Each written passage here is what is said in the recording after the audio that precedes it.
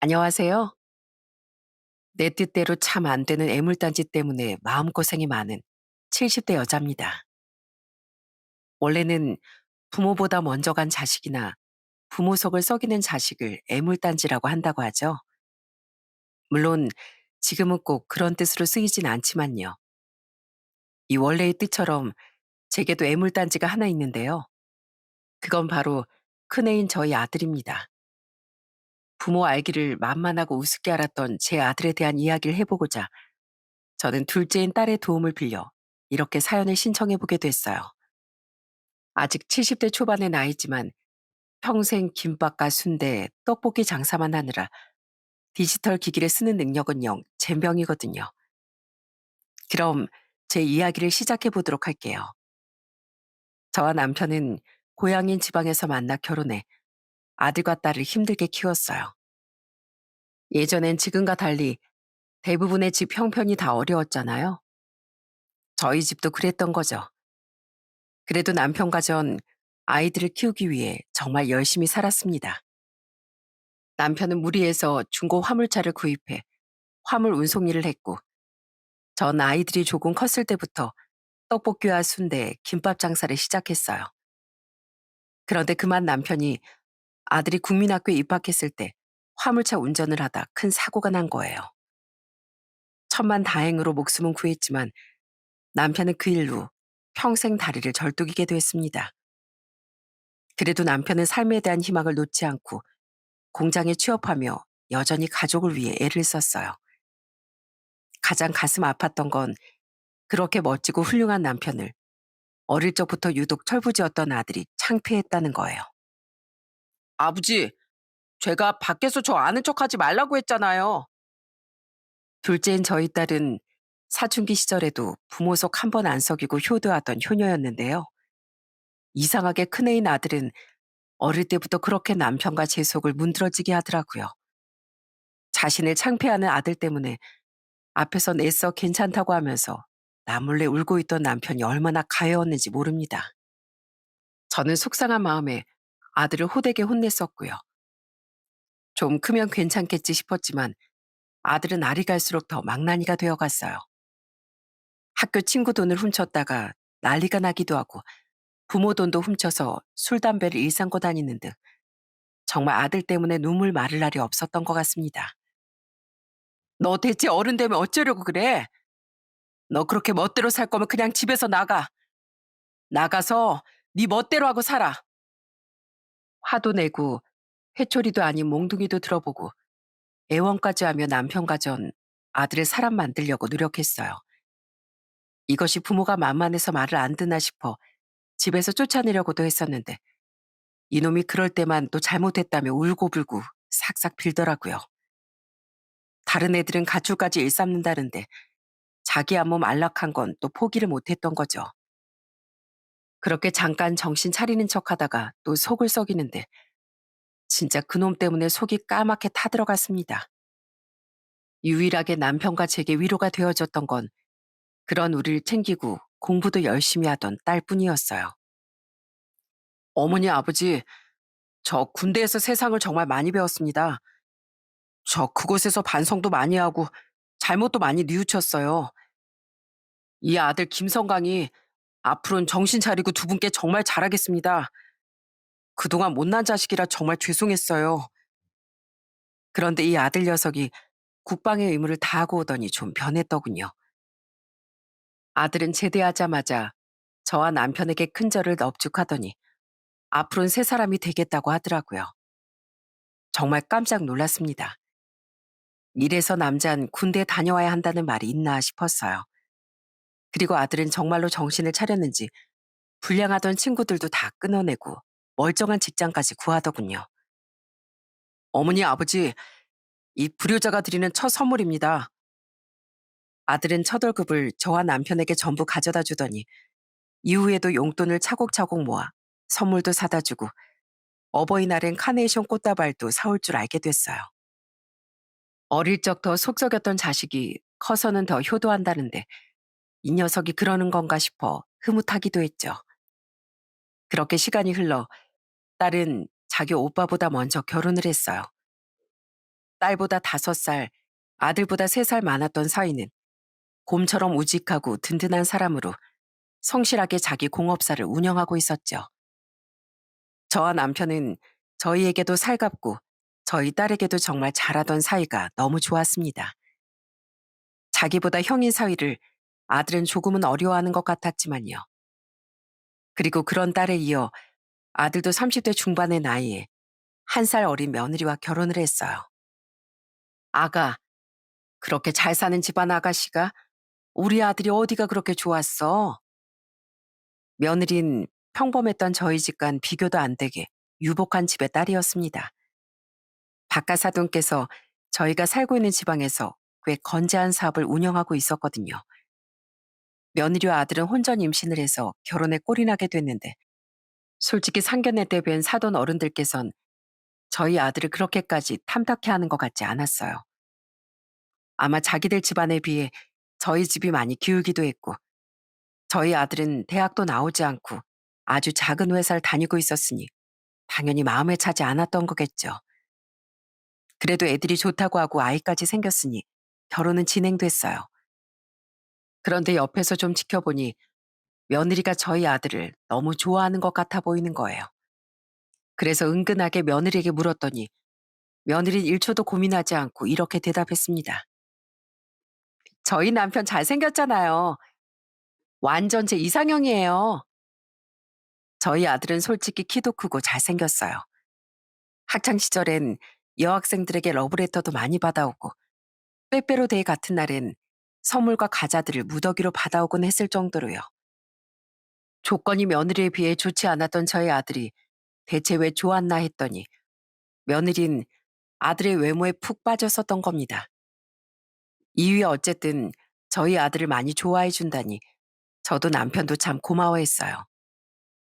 솔직히 며느리의 인상이나 관상이 저희 둘의 눈엔 좀 좋아 보이지 않았거든요. 그런데 좀 지내다 보니 그렇게 아들을 좋아해 주는 모습이 고맙기도 하고 아들과 잘 살아가는 모습이 나름 괜찮아도 보였습니다. 어머니 아버지, 저 회사 그만두고 장인어른 회사로 들어가기로 했어요. 집사람이나 처제는 회사 일에 관심이 없으니까 제가 잘만 하면 저한테 회사를 물려주실 생각도 있는 것 같더라고요. 그래서 저 열심히 하려고요. 아들은 며느리가 첫째 아들을 낳고 곧장 연년생 둘째 아들을 임신하게 됐을 때 회사를 그만뒀습니다. 그리곤 바깥 사돈의 회사로 들어갔죠. 전보다 연봉도 많이 받게 됐다는 말에 더더욱 며느리에게 고마운 마음이 들었어요. 솔직히 며느리가 막 살가운 스타일은 아니었는데 그래도 기본은 하고 살았으니 우린 며느리와 무난하게 잘 지낼 수 있었거든요. 저희도 며느리에게 잘해주려고 노력했고요. 그런데 두 손주 중 큰애가 3살이던 어느 날 저와 며느리가 마찰을 한번 빚게 됐습니다. 할아버지 미워. 야, 맛 좀 봐라. 며느리와 아들은 손주들을 좀 오냐오냐 키우는 경향이 있었어요. 아무리 할머니 할아버지라고 해도 부모의 교육에 참견하는 건 아니라는 말을 어디서 들은지라 우린 한 번씩 주의만 주면서 지켜보고 있었는데요. 그날은 아들의 큰애가 거실 바닥에 앉아 자신과 놀아주고 있던 제 남편의 머리를 주먹으로 마구 내려치고 머리카락까지 잡아당기는 거예요. 아이스크림을 먹고 싶은데 당장 같이 사러 안 나가준다며 땡깡을 부린 거죠. 아무리 3살짜리 행동이라도 아닌 건 아니지 않습니까? 정말 깜짝 놀랐어요. 남편은 당황하며 손주를 떼어놓고 좋게 타이르더군요. 아닌 건 아니라고 확실히 말해줘야 하니까요. 어허, 할아버지한테 이러 못 써. 아이스크림은 이따 나가서 사준다고 했지? 얼른 할아버지 잘못했습니다. 해. 응, 엄마, 할아버지가 나한테 뭐라고 해? 아버님, 애가 할아버지가 좋아서 애교 좀 부린 거 가지고 왜 언성을 높이세요? 애가 놀랐잖아요. 아, 속상해서 진짜. 애들이 얼마나 영악합니까? 손주는 할아버지가 무섭다고 느끼자 자신의 응석을 다 받아주던 자기 엄마를 바로 찾은 거예요. 그런데 극성도 정도가 있지 며느린 시아버진 제 남편에게 화를 버럭내며 손주를 획 데려가는 겁니다. 남편은 너무 당황해서 순간 말문이 막힌 듯 했어요. 저는 그런 남편을 대신해 며느리에게 호통을 쳤죠. 예, 애미 너 아무리 마음이 안 좋아도 그렇지. 네 시아버지한테 그게 무슨 버르장머리야? 애가 무슨 애교를 할아버지 머리를 주먹으로 꽝꽝 치면서 부려? 쟤도 알 건 다 알아. 하면 안 되는 건 안 된다고 어릴 적에 확실히 가르쳐놔야 애 버릇이 바로 들지. 너랑 성광이가 전부터 애들을 너무 오냐오냐 하는 것 같아서 걱정하고 있었는데 이건 아니지 않니? 당장 네 시아버지한테 사과부터 드리고 애 교육도 똑바로 시켜. 진짜 기가 막혀. 저희 애는 아직 뭘 몰라서 그렇지 되게 착한 애고요. 이해력이 부족한 건 어머님 아버님이세요. 이렇게 어린애가 알게 뭘 알아요. 저희 애들 교육은 저희가 알아서 시키니까 관심 끄세요. 그리고 전 사과 못해요. 아버님 어머님은 옛날 분들이라 교육 방식이 구식인 것 같은데 요즘 애들 교육은 다르다고요. 뭐야? 옛날 사람? 관심을 꺼? 아니 우리가 할아버지 할머니인데 손주가 잘못한 걸 잘못했다고 말도 못하니? 너희들처럼 애 키우는 부모들 때문에 다른 부모들이 괜히 손가락질 당하고 욕먹는 거야. 어머니 그만하세요. 저흰 저희만의 교육관이 있는 건데 왜 어머니 아버지가 나서서 저희 집사람 기분을 상하게 하세요? 애가 주먹으로 쳐봤자 아버지 머리가 아프면 얼마나 아프시다고. 그리고 두 분이 교육을 그렇게 잘 시켜서 제가 학창 시절에 그렇게 방황했었나요? 두 분도 자식 교육이 뭔지 잘 모르시면서. 뭐? 성광이 너 우리가 너 버릇 잡으려고 얼마나 애를 썼는지 알면서 감히 그딴 말을 해? 네 불효막심한 놈아. 하지만 며느린 고개를 빳빳이 들고 절대 지지 않더라고요. 그 와중에 아들 녀석까지 며느리 편을 드는데 진짜 열불이 나더군요. 그 뒤 며느리와 우리, 특히 저와의 사이는 급속도로 안 좋아졌어요. 아들과 며느린 저와 남편에게 사과도 안 했고 어영부영 저희 집에 오긴 왔는데 늘 입만 뾰로통하게 내밀고 있었습니다.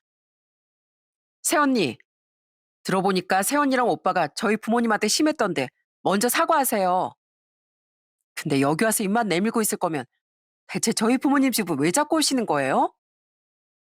전 제가 잘못했다고 생각 안 하는데요. 근데 왜 제가 어머님 아버님을 피해야 해요? 전 당당한데요. 형님, 이럴 때일수록 형님이 가운데서 중재를 잘해 주셔야죠. 제가 듣기론 장모님 장인어른이 틀린 말씀 한 것 같지도 않던데요. 아랫사람인 두 분이 먼저 숙이고 사과하시면 좋지 않겠어요? 매제 말대로라면 차라리 마음 넓은 어른들이 먼저 사과하는 게 낫지 않겠어? 난 우리 집사람 편이야. 남편이 아내 편이 되어줘야지. 안 그래? 계속 사과도 안 하고 버티면서 어른 대접만 받으려고 하는 건 어머니 아버지라고. 어머니 아버지도 좀 적당히 하세요. 저희 집사람은 그래도 두 분께 며느리 돌이 하겠다고 이렇게 찾아오는데 저 집사람한테 미안해 죽겠다고요. 딸과 사이가 좋게 좋게 해결해 보려 노력했지만 아들 내외는 반성하지 않더군요. 사위와 아들은 사이가 더 나이가 많은 만큼 서로 존대를 했었는데 아들은 사이가 조언하는 것이 기분이 나빴는지 전과 달리 반말까지 하며 기분 나쁜 티를 팍팍 내더라고요. 여전히 며느리 편만 들면서요. 그럴 거면 오지 말라며 결국 남편과 전 아들과 며느리를 아예 집에서 쫓아내버렸습니다. 버르장머리 없는 것들. 부모 알기를 아주 우습게 알지? 뭐? 잘못한 게 없어서 당당해? 그럴 거면 여기 오지 말고 니들끼리 당당하게 살아. 며느리 도리? 와서 앉아만 있으면서 가족들 다 불편하게 하는 게 며느리 도리냐? 괘씸한 것들. 그 한 번 잘못했다고 인정하면 될 일을 아집을 부리며 사람 속을 뒤집어 놓던 아들 내외에게 너무 화가 났습니다. 사람 관계 틀어지는 건 한순간이라더니 그렇게 단번에 아들 내외와 척을 지게 될 줄은 정말 몰랐어요. 사과라도 못 이긴 척 했으면 저와 남편도 한 번은 그냥 넘어가 줬을 텐데 말이죠. 그런데 얼마 뒤 명절 전날 이번엔 안 올 줄 알았던 며느리와 아들이 저희 집에 왔더군요. 집사람이 그래도 조상님들 제사 음식을 만들어야 하지 않냐고 했어요. 저희 집사람 그렇게 속은 깊은 사람이에요. 저 방에서 옷 좀 편하게 갈아입어도 되죠, 어머님? 그래도 명절 음식은 하러 왔다는데 이것들이 그래도 매정한 애들은 아니다 싶더군요. 저는 옷을 갈아입고 싶다던 며느리에게 제 방 서랍에 있는 실내복 중 아무거나 골라 입으라고 말해줬어요. 그런데 제 방에서 나온 며느린 제가 장롱 깊숙이 꽁꽁 아껴두고 있던 제가 가장 아끼는 비싼 원피스를 꺼내 입고 나온 거예요. 그건 제 딸과 사이가 한번 큰맘 먹고 사준 명품 브랜드 옷이었거든요. 아니, 서랍에서 꺼내 입으라니까 왜 그걸 입었어? 그거 내가 제일 아끼는 옷이라고 저번에 너한테도 얘기했잖니. 그랬나요? 기억이 잘... 제가 워낙 좋은 옷만 입고 자라서 시장 옷 같은 건 잘 못 입거든요. 살갗이 예민해서요. 이거 적당히 몸에도 안 달라붙고 좋은데 그냥 저 이거 입고 음식할게요. 그리고 무조건 그 옷을 입고 음식을 하겠다는데 얘가 왜 이러나 싶더라고요. 점점 짜증이 나는 것이 얘가 일부러 이러는구나 싶더라고요. 그래서 얼른 벗으라고 채근하는데 며느린 기어코 바닥에 뒀던 식용유를 집어들더니 실수인 양 제 원피스에 팍 쏟는 겁니다. 어머, 실수. 어떡하죠? 실수는 무슨, 너 일부러 그런 거지? 오지 말라는데 기어코 사과도 안 하고 왜 안 나 싶었더니 니들 음식하러가 아니라 나 약 올리려고 온 거지? 어? 아닌데요. 전 진짜 그래도 며느리 노릇 하려고 온 건데 어머님 왜 생사람을 잡으세요? 왜 그렇게 생각이 베베 꼬이셨어요? 어머니, 이 사람 진짜 좋은 마음으로 온 거예요. 열심히 하려다가 실수할 수도 있는 거지. 왜 사람한테 소리를 지르세요? 이 사람 놀라잖아요. 실수? 생사람? 보니까 성광이 넌 진짜로 놀란 것 같은데 딱 봐도 애미가 일부러 그러는 걸 또 편을 들어? 난 니들 꼴도 보기 싫으니까 당장 나가. 애미 너 그 옷 벗어두고 얼른 네 친정으로 가던가 해. 저는 옷에 기름이 쏟아져서 화가 난 게 아니라 며느리의 고의성이 확연히 보여서 분노했던 겁니다. 그게 뻔히 눈에 보이면서도 며느리 편을 들던 아들에게도요. 그런 제 고함에 며느린 입을 삐죽거리며 옷을 갈아입고 아들과 가버리더군요. 그때 남편은 볼 일이 있어 반나절 정도 외출했었거든요. 집에 돌아와서 자초지종을 들은 남편은 곧장 아들에게 전화해 험한 말을 퍼붓더라고요. 그 순한 양반이 말입니다. 성광이 그놈이랑 통화하고 있는데 옆에서 애미 말소리가 들리더라고. 뭐라는 줄 알아? 그까도도 얼마나 안다고 자기가 물어주겠대. 자기한테 그딴 브랜드 옷은 푼돈이라나 뭐라나. 어디서 둘 다 똑같은 것들끼리 만나가지고선. 그때 씩씩대던 남편의 말을 듣고 저는 더욱 부하가 치밀어 아들에게 전화를 걸었어요. 제게 대놓고 쪼잔한 복수를 하려고 한 며느리의 목소리는 듣고 싶지도 않았거든요. 야, 애미 걔가 옷값을 물어준다고 했다며? 내가 열받아서 그거라도 받아내야겠다. 얼만지 은영이한테 물어보고 알려줄 테니까 그 돈 내 통장으로 입금하라고 그래. 못된 것들. 돈만 있으면 다다 이거지? 알았어요. 드리면 되잖아요. 근데 어머니도 진짜 쪼잔하시네요. 제가 처가에서 어떤 은혜를 받고 있는지 다 아시면서 꼭 저희 집사람을 그렇게 이겨 먹으셔야겠어요? 제가 얼마나 곤란한지 아시냐고요. 은혜? 너 부잣집 사위되게 해주고 그 회사에서 일하게 해준 거? 그렇게 물질적으로 채워주면 네 부모를 우습게 여기는 사람한테도 찍소리 못하는 게 자식이 할 짓이야? 한심한 놈 같으니라고. 넌 세상에서 네 부모가 제일 우습고 만만한가 본데 너 언젠가 그거 땅을 치고 후회할 거다.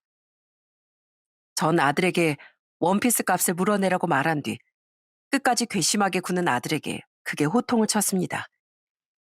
이후 며느린 정말 돈을 보냈고 전 어떻게든 그 원피스를 복구하려고 했었는데요. 결국 그 옷은 완벽하게 되살리지 못했어요. 그리고 속상해하는 절 위해 딸과 사이는 또 새 옷을 사가지고 집까지 찾아왔더라고요. 비싼 걸 뭐하러 사왔냐고 말은 했지만 그런 딸과 사위의 배려가 너무 고마웠습니다.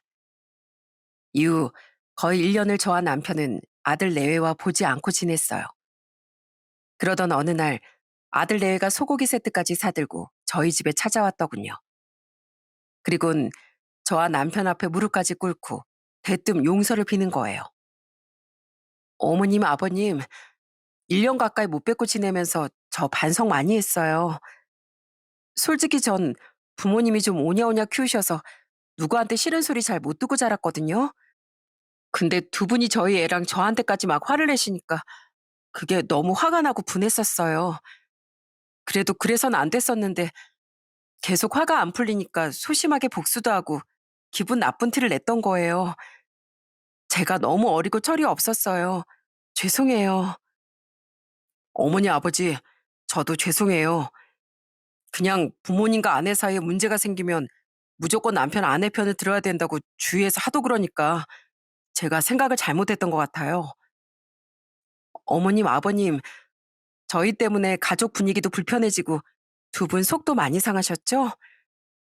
이렇게 반성한 만큼 앞으로는 행동 거지 조심하고 두 분께 더 잘하면서 살게요.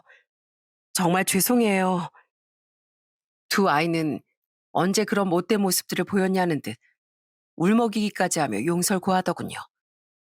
아무리 그래도 이 애들이 갑자기 왜 이렇게 돌변했나 싶어 의심했더니 며느린 사돈 어른들께 그게 혼이 났다고 대답하더군요. 뒤늦게 며느리와 아들에게 우리와의 일을 전해들은 사돈 어른들이 어디서 그런 버릇없는 행동을 했냐며 크게 화를 내셨다는 거예요. 그렇게 주위에서 자신들이 다 잘못했다고 하니 아들과 며느리도 기가 꺾였던 거죠.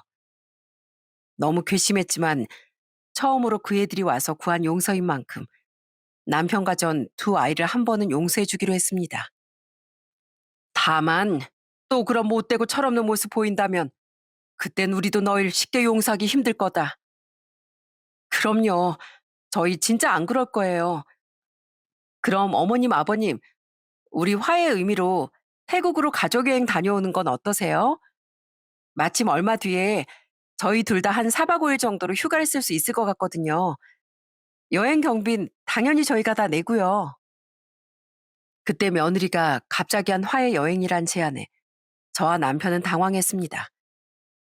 저와 남편은 살면서 해외여행은 그때까지 딸 내외가 한 번 데려가 준 2박 3일간의 일본 여행밖에 없었거든요. 게다가 이제 막 화해한 아들 내외와의 여행이 좀 부담스럽게도 느껴졌고 과거에 숙이고 들어온 척하다 식용유 사건을 벌인 며느리의 만행이 생각나 아직 의심이 풀리지 않기도 했던 상태라 전 쉽게 알겠다고 대답할 수가 없었어요. 그래서 우선 생각해 보겠다고 대답한 뒤 아쉬워하는 아들 내외를 돌려보냈어요. 그리곤 딸에게 상담 전화를 했죠. 오빠랑 세원이가요? 다녀오세요, 엄마. 죄송하다고 하면서 울기까지 했다면서요. 시간도 1년이나 지났고 그 정도면 저랑 남편 생각엔 진짜 반성한 것 같은데요? 안 그래도 올해나 내년쯤 우리도 엄마 아빠 모시고 해외여행 다녀오면 어떨까 했는데 잘 됐네요. 그런 딸의 말에 저도 조금 남았었던 의심을 풀고 아들 내외와 태국 여행길에 올랐습니다. 이후에도 계속 전화를 걸어 여행을 가자고 졸랐던 아들 내외는 크게 기뻐했었죠. 다만 두 아이의 휴가 날짜에 남편은 동창회와 친목 모임도 2개나 잡혔었고 당시 키운 지 그리 오래되지 않았던 강아지들 밥도 줘야겠다며 여행에 동참하지 않았었어요. 자식들 모두 출가시키고 쓸쓸했던 마음을 우린 유기견 2마리를 입양한 뒤 크게 위로받고 있었거든요. 에임이랑 성광이랑 감정의 골이 제일 깊었던 건 당신이잖아. 그러니까 당신이라도 가서 애들이랑 잘 화해하고 재밌게 놀다 와. 그렇게 전 들뜬 마음으로 여행 첫날 태국의 숙소에 도착했습니다. 점심시간이 한참 지나서 도착했기에 전 얼른 옷을 갈아입고 아들 내외와 당시 5살, 4살이던 손주들과 나가 점심 먹을 생각에 가슴이 부풀어 있었어요. 숙소로 향하는 내내 며느린 그날 점심과 저녁으로 먹을 메뉴들 이야기를 했었거든요. 방에 들어가 짐을 대충 풀고 옷을 갈아입은 전 들뜬 목소리로 거실로 나와 나갈 준비를 마친 며느리와 아들에게 말했어요. 태국 음식이 나한테 잘 맞으려나? 내 옷은 어떠니? 밖이 덥거나 춥지는 않겠니? 아유, 기대된다, 정말. 글쎄요. 음식은 저랑 남편이 나가서 어머님이랑 애들 먹을 거 포장해 올 테니까 한번 드셔보시고요. 옷차림은 어차피 숙소에만 계실 건데 아무려면 어때요? 뭐? 아이, 그게 무슨 소리야? 왜 내가 숙소에만 있어? 그런데 그런 제 말에 며느리는 아주 비열한 웃음을 지으며 저렇게 대답하더군요. 전 이게 무슨 말인가 싶어 되물었어요. 그리고 돌아온 며느리의 대답은 완전히 제 얼을 빠지게 만들었습니다. 저랑 남편이 어머님을 괜히 비싼 돈 내고 데려온 줄 아세요? 저희 애들 보모 비용 된 거죠. 뭐? 보모? 네. 저랑 남편이랑 애들 낳고 나선 오붓하게 둘만 여행 다닐 수가 없었거든요. 그래서 애들은 어머님한테 맡기고 둘이 오붓하게 데이트 좀 하려고 어머님 데려온 거예요. 저희가 같이 여행 가자고 했지. 언제 같이 나가서 관광까지 하자고 했나요? 안 그래, 여보? 집사람 말이 틀린 건 없죠. 어머니, 어머니 저희 애들이랑 별로 친하지도 않으신데 이번 기회에 좀 친해져 보세요. 그리고 힘들게 밖에 돌아다니고 그런 것보단 손주들이랑 쾌적하게 숙소에서 노는 게 어머니한테 진정한 휴가 아니겠어요? 저희는 어머니랑 애들 먹을 것만 잠깐 사다 주고 나가서 술도 한잔하고 늦게 올 테니까 애들 좀 잘 부탁드려요. 집사람이 싫어하니까 또 애들 혼내거나 하지 마시고요. 기가 막히더군요. 그러니까 아들 내외는 이런 기가 막힌 방법으로 또 저를 물먹였던 겁니다. 아무래도 저도 의심을 좀 했긴 했다지만 세상에 자기 엄마, 자기 시어머니한테 이 정도로 못된 짓거리를 할 거라곤 누가 생각을 할 수 있었겠어요? 며느리는 절 골탕 먹이려고 태국까지 데려가는 정성을 들였고 아들은 괘씸하게도 그런 며느리의 생각에 동참한 겁니다. 너무 황당하고 분해서인지 눈물이 왈칵 쏟아졌어요. 저는 줄줄 흘러내리는 눈물을 닦으며 그 애들에게 소리쳤어요. 니들 이러려고 날 데려왔구나. 어떻게 이렇게 애들이 음흉하니? 어? 에이미 너 전에 내가 너한테 뭐라고 한 걸로 여태까지 나한테 안 갚을 말 마음을 갖고 있었던 거였어? 그럼 그냥 평생 안 보고 살고 말지. 왜 찾아와서 눈물 연기라고 여기로 오는 수고까지 해? 네가 잘못한 일로 혼난 게 뭐가 그렇게 억울해서? 아, 제가 원래 당하고는 못 살아서요. 저 학교 다닐 때도 제 성격이 더럽다고 괜히 시비 거는 애들한테 아무리 시간이 걸려도 다 안 갚음해줬거든요. 우리 부모님한테 혼났다는 것도 다 거짓말이고요. 저희 부모님은 태어나서 한 번도 저랑 제 동생 혼낸 적 없으시거든요. 근데 그런 저한테 가진 것도 하나 없는 어머님 아버님이 화를 내니까 제가 얼마나 황당했겠어요? 그래서 음흉하게 머리 쓴 게 이 화해 여행이라고? 화해하면 화해 여행이죠 뭐. 어머님도 이제 제 성격 아셨으니까 또 안 건드실 테니 앞으로 우리 사이는 평화로울 거 아니에요. 아마 안 보고 살게 되긴 할 테지만요. 그러니까 화해도 하고 저희 애들도 좀 봐주세요. 어차피 어머님 저희 없으면 여기서 아무것도 못 하시잖아요. 휴대폰으로도 통화랑 문자만 보내고 사진만 찍으실 줄 아시는데 뭐 비행기 표라도 직접 예매할 수 있으시겠어요? 그것도 한국도 아닌 태국에서요. 며느린 이야기를 들으면 들을수록 끔찍하고 소름 돋는 애더군요. 아들은 그런 며느리 옆에서 틀린 말 하나 없다는 듯 계속 고개를 끄덕이고 있었고요. 분했지만 그 애들이 없으면 아무것도 할 줄 모른다던 며느리의 말에 아무런 반박도 할 수가 없었습니다. 전 평생 분식집만 운영하고 사느라 진짜 디지털 기계, 컴퓨터 이런 데는 젬병이었거든요. 그것도 말도 언어도 안 통하는 타국에서 제가 뭘 할 수 있었겠어요?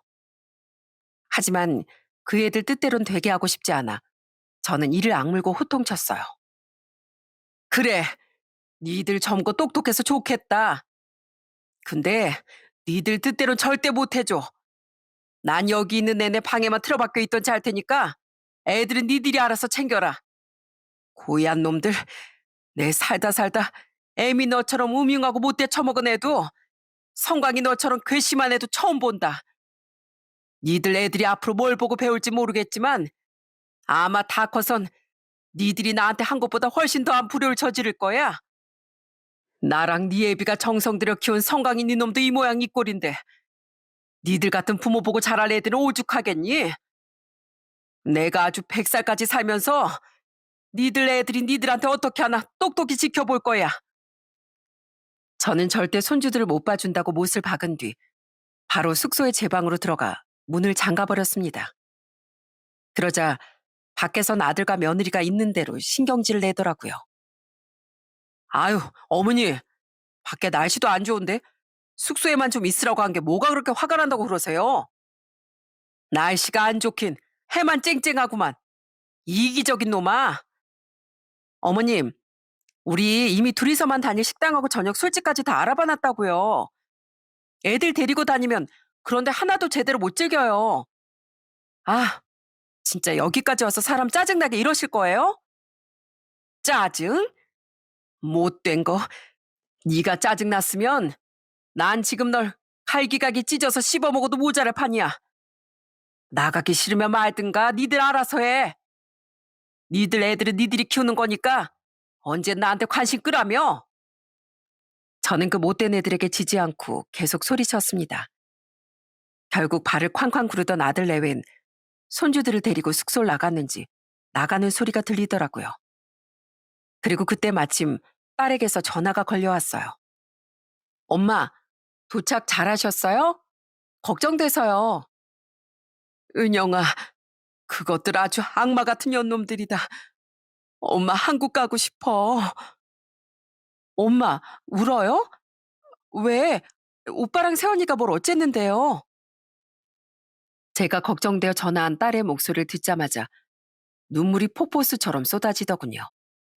저는 딸에게 끄끄 소리가 나도록 서럽게 울며 아들과 며느리의 만행을 폭로했습니다.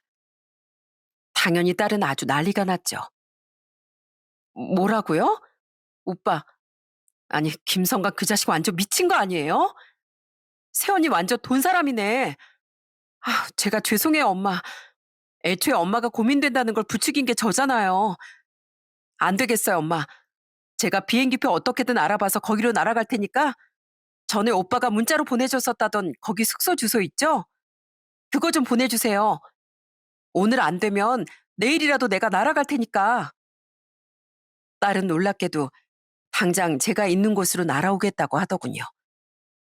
그리고는 잠시 뒤 제게 내일 최대한 일찍 도착할 수 있는 비행기표를 구해 사위까지 함께 올 거라고 하더라고요. 저는 그렇게 고마운 딸 내외를 기다리며 방에서 연신 흐르는 눈물을 닦았습니다. 그리고 결국 원하던 술집은 못 간 건지 밤이 늦기 전에 며느리와 아들은 손주들과 함께 숙소로 돌아온 것 같았어요.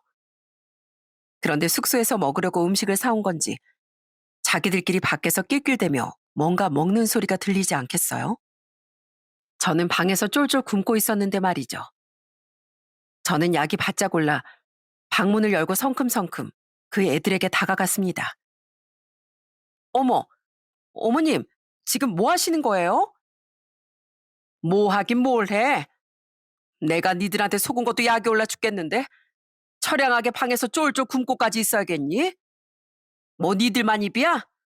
다 내놔 이 망할 것들아. 저는 씩씩대며 손주들 것엔 그래도 손대지 않고 아들과 며느리 앞에 있던 음식만 마구 제 입에 쑤셔 넣었어요. 그런 절 보며 아들도 며느리도 경악을 했죠. 손주들도 무서웠는지 울음을 터뜨렸지만 그거에 아들 내외가 달랠 일이니 저는 콧방귀도 끼지 않았고요. 벙찐 그 애들을 뒤로하고 방으로 돌아와 저는 오지 않는 잠을 억지로 청했어요. 그리고 다음날 딸 내외가 숙소에 도착하자마자 전 얼른 달려나가 문을 열어주었죠. 김성강 어딨어 이 개자식. 어디 감히 할 짓이 없어서 장모님한테 이딴 짓을 해? 야 이진영, 너도 당장 나와. 이게 하는 짓이 고가웠어도 새언니라고 좀 참아줬더니 감히 우리 엄마를 골탕 먹여? 사위와 딸은 오자마자 고래고래 아들과 며느리의 이름을 부르며 소리를 치더군요. 그 고함 소리에 놀라 방에서 나온 아들과 며느린 갑작스레 등장한 딸 내외를 보고 얼굴이 파랗게 질렸어요. 그리고 딸은 며느리를 보자마자 냅다 달려가 머리채를 다 쥐어 뜯어 놓더라고요. 아! 아가씨, 정신 나갔어요? 그럼 내 엄마가 이딴 일을 당했는데 너 같으면 제정신이겠니? 어디서 이런 괴물 같은 게 우리 집에 굴러 들어왔어? 야, 너야말로 제정신이니? 야단 한 번 맞았다고 어디서 이런 소름 끼치는 안갚음을 하려고 들어? 네가 그렇게 안갚음을 잘한다며? 근데 나도 어디 가서 독종으로는 안 지는 사람이야. 너 똑똑히 알아도 네가 또 우리 엄마한테 안갚음하려고 하면 나도 안 참고 그 2배, 아니 3배로 돌려줄 거야. 그리고 또다시 이딴 짓 벌이면 난 네 아빠 회사까지 헐뜯어서 지역 신문사에 제보해버릴 거야. 모 회사 대표 한심한 자식 농사의 실체. 이렇게. 저는 저희 딸에게 그런 매소면이 있는지 처음 알았습니다. 부모는 평생 자식의 단면밖에 보지 못한다더니 그 말이 딱 맞더라고요. 딸은 너무 아파서 엉엉 울던 며느리의 머리채를 끝까지 놓지 않고 다 쥐어 뜯어놨어요. 그리고 사위 또한 평소엔 늘 형님하고 존중해 주던 제 아들을 금방이라도 잡아먹을 듯 위압하며 훈계했죠. 매, 매제, 지금 내 이름 부른 거야? 반말도 하고? 내가 나이는 어려도 매제 손윗 사람이야. 하는 짓이 손윗 사람 같아 형님 대접을 해주지. 네가 고깝게 행동하면서 나한테 반말까지 했어도 나 장인 장모님 봐서 그냥 넘겼어. 근데 자식으로선 절대 해서는 안 될 짓까지 한 네 놈을 내가 왜 더 이상 형님 취급을 해줘야 돼? 야 김성광, 이 사람 같지도 않은 놈아. 너 앞으로 나한테 반말하면 가만 안 둘 줄 알아? 알았어? 네, 네, 형. 아들은 그런 사위에게 금세 위축되더군요. 그렇게 아들 내외를 혼쭐 내준 딸과 사이인 방 안에 제가 미리 싸뒀던 캐리어를 손수 챙겨 나오며 절 그곳에서 데리고 나왔습니다. 그리고 전 숙소를 나오기 전 마지막으로 아들 내외에게 싸늘하게 말해줬어요. 사람 같지도 않은 니들하곤 더는 보고 살 생각 없으니까 우린 지금부터 남남처럼 사는 거다. 성광이 넌 그렇게 좋아하는 돈 많은 네 처가만 잘 챙기면서 살아. 이 한심하고 괘씸한 놈. 그렇게 아들 내외와의 여행 같지도 않던 짧은 여행은 끝이 났습니다. 그 뒤 전 바로 한국으로 돌아오지 않았어요. 기왕 이렇게 여행 온 거 실컷 즐기다 가야 되지 않겠냐며 딸과 사이는 다른 숙소를 예약해 남은 기간 동안 절 여행시켜줬거든요. 아이는 안사돈께 맡기고 왔다면서요. 엄마 인생의 2번째 해외여행인데 안 좋은 기억만 남기고 가면 억울하잖아요. 그런 딸과 사이 덕에 전 아들과 며느리로 인한 서름을 많이 씻어내고 한국으로 돌아올 수 있었어요. 멋들어진 사원에 가서 동전을 던지고 소원도 빌고 유람선도 탔었어요. 또 멋지고 커다란 코끼리와 비록 등에 타진 않았어도 신기한 교감 체험도 할 수 있었죠. 장모님, 이제 형님 부부 때문에 서러웠던 마음 많이 가라앉으셨죠? 앞으로도 저랑 저희 집사람이 장인 장모님께 더 잘하면서 살게요. 그러니까 너무 속상해하지 마세요. 그렇게 즐거운 시간을 보낸 뒤 우린 술도 한잔하며 진솔한 대화도 나누곤 했습니다. 사위와 딸은 제 손을 꼭 잡아주며 제 마음을 많이 보듬어줬어요. 그리고 마지막 날 밤 딸은 사위가 아닌 제 옆에 누워 잠을 청하며 이렇게 말해줬죠. 엄마, 엄마한테 오빠라는 애물단지 같은 자식도 있지만 로또 1등은 아니어도 한 3등 정도는 되는 이 딸도 있잖아요. 그러니까 너무 상심하지 마세요. 고맙다. 네가 왜 3등이니? 나한테 로또 1등보다도 더 값지고 귀한 딸이지. 그렇게 고마운 딸과 사위 덕에 전 한결 회복된 마음으로 한국에 들어올 수 있었어요. 그리고 제게 이야기를 듣고 아들 내외의 만행을 알게 된 남편은 아주 길길이 날뛰며 아들에게 전화를 걸었어요. 하지만 아들도 며느리도 남편의 전화를 받지 않았고 그 길로 우린 아들 내외와의 인연을 끊어버렸습니다. 당신도 같이 갔으면 나랑 똑같은 서름을 겪었을 텐데 차라리 나 혼자만 겪은 게 얼마나 다행이오. 우리도 할 만큼 했으니 이제 우릴 우습게 하는 자식은 우리도 그냥 손에서 놔버립시다. 그렇게 쓰라린 마음을 안고 아들과 인연을 끊은 지 3년이 지났어요. 그 사이 딸과 사이는 여전히 서로 사이좋게 잘 살며 저와 남편에게도 전보다 훨씬 지극정성이 되어졌죠. 저나 남편이 조금만 아프다고 하면 약도 사들고 오고 저희 집에 손주와 함께 찾아와 자주 시간도 보내고 갔어요. 그런데 그렇게 3년이 지난 어느 날 소식 없이 지내던 아들이 갑자기 저희 집에 찾아왔더라고요. 뭔가 몰골도 퀭하고 수염도 거뭇거뭇 난 것이 안색이 별로 안 좋아 보이는 채로요. 그리고 아들은 오자마자 저희 앞에 무릎을 꿇은 채 펑펑 울기 시작했습니다. 왜 와서 오자마자 눈물바람이야? 여태 사과 한번 안 하고 살던 놈이. 어머니, 아버지, 그땐 제가 진짜 잘못했어요. 제가 그때는요, 진짜 성공해서 저희 집안도 일으키고 싶어서 그랬어요. 집사람한테 무조건 잘 보이면 언젠간 장인어른 회사 대표 자리도 물려받고, 그게 아니더라도 요직 한 자리쯤은 차지할 수 있을 것 같아서 무조건 집사람 편을 들었던 거예요. 제 진심은 사실 어머니 아버지를 가장 우선으로 생각했었다고요. 어디서 또 새치열을 올려? 난 그 말 안 믿는다. 대체 뭐가 아쉬워져서 이제 와서 이러는 거야? 왜? 애미가 너한테 이제 정 떨어졌대? 그래서 이혼이라도 하재든? 전 이제 와서 변명을 늘어놓던 아들의 말이 진심이라고 생각되지 않았어요. 그래서 한 번 떠봤더니 역시나 그놈은 처량해진 자기 신세를 줄줄 읊더라고요. 아직 이혼한 건 아닌데요. 자꾸 집사람이 이혼하고 싶어 하는 것처럼 보여요. 사실 저요. 지금 집에서도 처가에서도 완전 찬밥 신세예요. 저희 처제 남편인 동서도 장인어른 회사에서 일하고 있었는데요. 걔가 저보다 회사에도 늦게 들어왔는데 자꾸 장인어른은 그놈만 승진시켜주는 거예요. 전 리더십도 없고 업무 능력도 영 별로라면서 계속 탐탁지 않아 하시기까지 하고요. 그래서 전 완전히 회사에서도 무시당하는 존재가 됐는데 동석 그놈은 벌써부터 차기 대표라면서 사람들이 다 떠받들어요. 들어보니 아들은 원래도 능력이 별로였다고 하더군요. 그래도 그 집안 장녀의 며느리가 자신을 너무 좋아했고 자신이 맞사위였으니 아들은 당연히 바깥 사돈의 회사를 자기가 물려받을 수 있을 거라고 생각한 모양이에요. 그런데 사람 얼굴 뜯어먹고 사는 거 아니라더니 서서히 아들에 대한 콩깍지가 벗겨진 며느린 점점 아들에게 냉랭해졌다네요. 내가 정신 나갔었지. 어쩌다 고졸의 능력도 없고 성격도 썩 볼 것도 없는 당신 같은 인간이랑 결혼해가지고는 내가 창피해서 대학 동기 모임에도 못 나가. 알어? 아빠한테 들어보니까 당신 회사에서 평도 별로라며? 아, 내가 내 동생이랑 제부 앞에서도 고개를 못 들어.